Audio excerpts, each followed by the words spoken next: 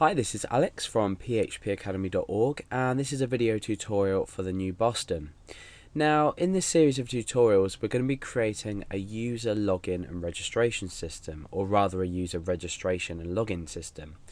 We're going to create the login process first, then create the register system, or the registration system. The reason you should do it this way is because you want to make sure your login is processed correctly before you start to register your users. It just works out generally a lot better this way. And obviously, just a few notes before we begin. I'm going to be creating the login and register system with just two fields, and that is the username and the password. In fact, no, we'll include the first name and the last name as well. The reason I'm not going to include things like email address, address, or whatever else you're planning to store for your users is because if we spend a lot of time creating extra fields in the tutorial, we're going to be wasting valuable learning time.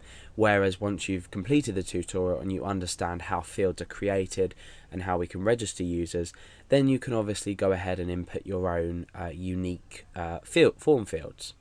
So, the first thing we need to do, we're not going to be writing any code in this tutorial. We're going to be coming over to phpMyAdmin, and we're going to be setting up our table in which we're going to store user data. And then what we're going to do is pop a few sort of piece of dummy data in there, if you like. So we're going to register a couple of users manually using phpMyAdmin. So the first thing I've done is I've already created my database in phpMyAdmin. You should know how to do this. So I've created my database, now I need to create a table. I'm going to call this table just simply users. Now we need to determine how many fields we need to store. So the first field I'm going to store is, let's just blank this so we can write some notes.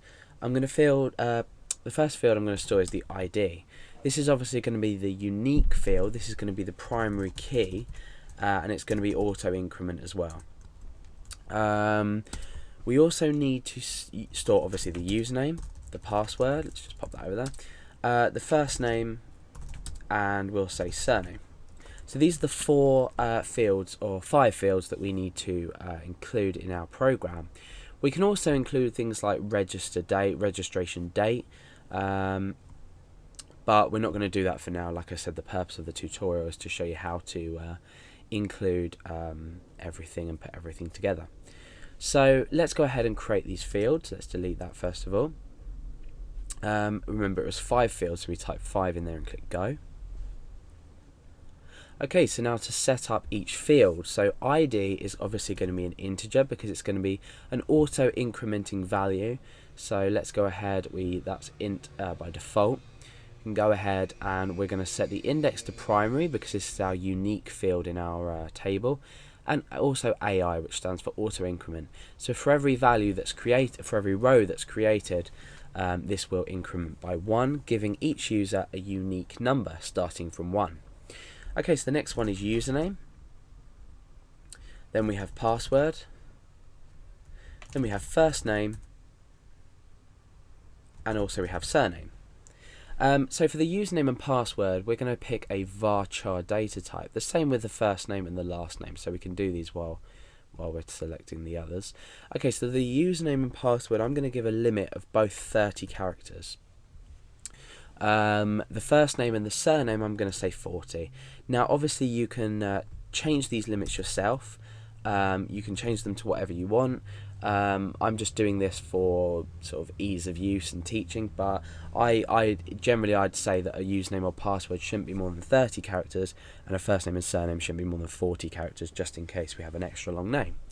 So we don't need to set any other properties for these. We can go ahead and click save down here, and we'll just examine our structure of our table just to make sure everything's correct. So we've got ID, it's underlined, so we know it's a primary key. We've got auto increment on this under the extra, and int is 11 characters, that's absolutely fine. This could be a small or medium int, but we'll keep it at this just in case we need to register lots and lots and lots of users. Username and password are both variable characters, and their length of 30, and first name and surname are also variable characters and their length of 40. Okay, so we've set up our table. Let's go ahead and put some data inside of here. Now, there's one thing to bear in mind. We're going to be storing our password as an MD5 hash. That reminds me, actually, let's go back to our structure and let's change the password field here. So let's check that and then click the edit button. Let's change this to 32. Now, the reason we're changing this to 32 is we're storing the password as an MD5 hash. Therefore, an MD5 hash will always, or more or less always, most of the time, equal, it will be the length of 32. So whatever sort of length our password is, our MD5 hash will typically be 32 characters. So we're storing a 32 character password in here because that will be the MD5 hash. And if you don't know what an MD5 hash is, or you don't know how to create one with PHP, take a look at my other tutorial on MD5 hashes, and that will sort of walk you through how we relate that to passwords.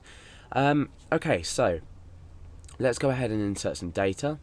Now, there's a couple of things we need to do. With the password, we can't just enter a normal password in here. We need to input an MD5 hash, and you'll see later on when we register our users, we're going to convert the password that they've entered in a text field to an MD5 hash before we insert it into the database.